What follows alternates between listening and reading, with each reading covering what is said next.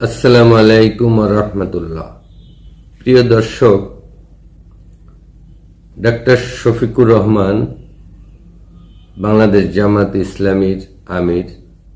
তিনি একজন খুবই ভদ্রলোক, শিক্ষিত লোক। তিনি একটি জনসভায় তিনি দাবি করেছেন জামাতে ইসলামী পরীক্ষিত দেশপ্রেমিক এবং সেনাবাহিনী পরীক্ষিত দেশপ্রেমিক, এটা আমরা সবাই জানি, সবাই বিশ্বাস করি। কারণ সেনাবাহিনী সবসময় তারা দেশ পাহারা দেয়, ভৌগোলিক ভূখণ্ড রক্ষার জন্য তারা নিবেদিত থাকে, এটা তাদের ডিউটি। সারা পৃথিবীরই সেনাবাহিনী তার দেশের অখণ্ডতা রক্ষায় জীবন দিয়ে থাকে, তারা পরীক্ষিত দেশপ্রেমিক। এতে আমাদের কারো দ্বিমত নাই, কিন্তু প্রথমটি নিয়ে দ্বিমত রয়েছে। কেন রয়েছে একটু ব্যাখ্যায় যায়। প্রথমটি হচ্ছে, বাংলাদেশ জামাতে ইসলামী যে দাবিটা করছেন ডাক্তার শফিকুর রহমান, জামাতের আমির, উনি নিশ্চয়ই জানেন 1971 সালে ওনাদের দলের কি ভূমিকা ছিল। 1971 সালে জামাতে ইসলামী স্বাধীনতা যুদ্ধের বিরোধিতা করেছিলেন এবং পাকিস্তানের অখণ্ডতা রক্ষায় তারা নিবেদিত ছিলেন।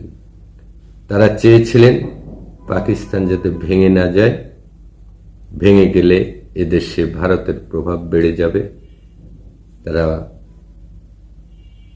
পাকিস্তানের অখণ্ডতা রক্ষায় কাজ করেছিলেন, ভালোবেসেছিলেন। সেক্ষেত্রে ওই মুহূর্তে তাদের বলা যেত যে তারা দেশপ্রেমিক। অর্থাৎ স্বাধীনতার পূর্ব পর্যন্ত এটা ছিল পাকিস্তান, পূর্ব পাকিস্তান, পশ্চিম পাকিস্তান একটি কান্ট্রি। তারা চেয়েছিল, ভালোবেসেছিল, সেই ক্ষেত্রে তাদেরকে বলা যাবে যে দেশপ্রেমিক, পরীক্ষিত দেশপ্রেমিক। 1971 সালের স্বাধীনতার পর তৎকালীন জামাতের বড় বড় নেতৃবৃন্দ তারা দেশ ছেড়ে চলে গিয়েছিলেন, এটা আপনারা সবাই জানেন। এবং এদেশে তাদের রাজনীতি নিষিদ্ধ হয়েছিল। পরবর্তীতে জিয়াউর রহমান যখন 1977 সালে ক্ষমতায় আসেন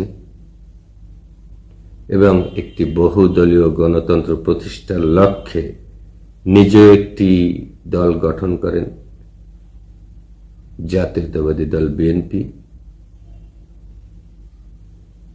সেই সময়েই এই জামাতে ইসলাম অনুমতি পায় এদেশে রাজনীতি করা। এই বিএনপির প্রতিষ্ঠাতা শহীদ প্রেসিডেন্ট জিয়াউর রহমান সম্মুখ যুদ্ধে অংশগ্রহণ করেছিলেন, সেক্টর কমান্ড দিয়েছিলেন। এই বিএনপিতে হাজার হাজার মুক্তিযোদ্ধা রয়েছে যারা 71 সালে সরাসরি মুক্তিযুদ্ধে অংশগ্রহণ করেছিলেন। এবং এদেশের জনগণ এবং আওয়ামী লীগের ভিতরেও হাজার হাজার মুক্তিযোদ্ধা রয়েছে। যেহেতু বিএনপি একটি বৃহৎ গণতান্ত্রিক দল, আগামীতে রাষ্ট্র ক্ষমতায় যাওয়ার দাবিদার, সেই দলটিকে এড়িয়ে নিজেকেই এদেশের পরীক্ষিত দেশপ্রেমিক দাবি করছেন। এটা কি আসলেই যৌক্তিক? উনি কি ভেবে চিনতে বলেছেন না কথার কথা বলেছেন? বাংলাদেশ জামাতে ইসলামী আসলে কি চায়, এটা একটি প্রশ্ন। বাংলাদেশ জামাতে ইসলামী এদেশে শরিয়া ভিত্তিক আইন প্রতিষ্ঠিত করতে চায়, আল্লাহর আইন প্রতিষ্ঠা করতে চায়। এটা আমরাও চাই, আল্লাহর আইন আমরা মুসলিম হিসেবে চাই।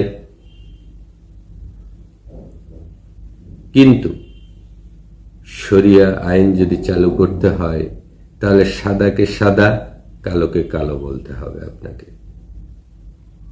আপনি নিশ্চয়ই জানেন 71 সালে আপনাদের দলের কি ভূমিকা ছিল।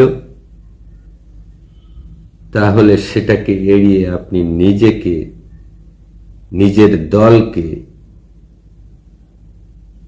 পরীক্ষিত দেশপ্রেমিক দাবি করছেন, তাও বিএনপিকে বাদ দিয়ে। যে বিএনপির প্রতিষ্ঠাতা নিজেই মুক্তিযুদ্ধ করেছেন, কমান্ড দিয়েছেন, স্বাধীনতা যুদ্ধের ঘোষণা দিয়েছেন, সেই বিএনপিকে বাদ দিয়ে আজ আপনি নিজেই দাবি করে বসলেন আপনি পরীক্ষিত দেশপ্রেমিক আপনাদের দল। জামাতের আমির অনেক শিক্ষিত মানুষ, অনেক জ্ঞানী মানুষ, আমি তাকে শ্রদ্ধা করি, এবং সেই জামাতে ইসলামীতে অনেক ভালো ভালো নেতা রয়েছেন, শিক্ষিত লোক এবং সৎ লোক আছেন অনেক, এটা আমি স্বীকার করি, এবং তারা একটা নীতি নিয়ে চলেন। কিন্তু আমার কথা হচ্ছে যে আপনি সাদাকে সাদা বলুন, কালোকে কালো বলুন, আপনি নিজেকে কি অর্থে দেশপ্রেমিক বললেন, পরীক্ষিত দেশপ্রেমিক, সেটা তো উল্লেখ করেননি। সেটা ক্লিয়ার করতেন জনগণের সামনে, আমরা বুঝতাম, জনগণ বুঝত সবাই, যে না আপনি এই অর্থে পরীক্ষিত দেশপ্রেমিক বলেছেন। এদেশে সবাই মুক্তিযুদ্ধ করেছিল, দেশকে স্বাধীন করেছে, আর তখন আপনাদের এই স্বাধীনতা যুদ্ধের বিরোধিতাই ছিল মুখ্য ভূমিকা, কারণ আপনারা অখণ্ড পাকিস্তান চেয়েছিলেন। আপনারা বর্তমানে রাজনীতি কিভাবে করছেন সেটার দিকে মনোযোগ দিন, জনগণকে ভোটের জন্য আহ্বান করুন। আপনারা ক্ষমতায় এলে কি করবেন, জনগণ যদি আপনাদের ভালোবাসে, গ্রহণ করে, আপনাদের ভোট দিবে।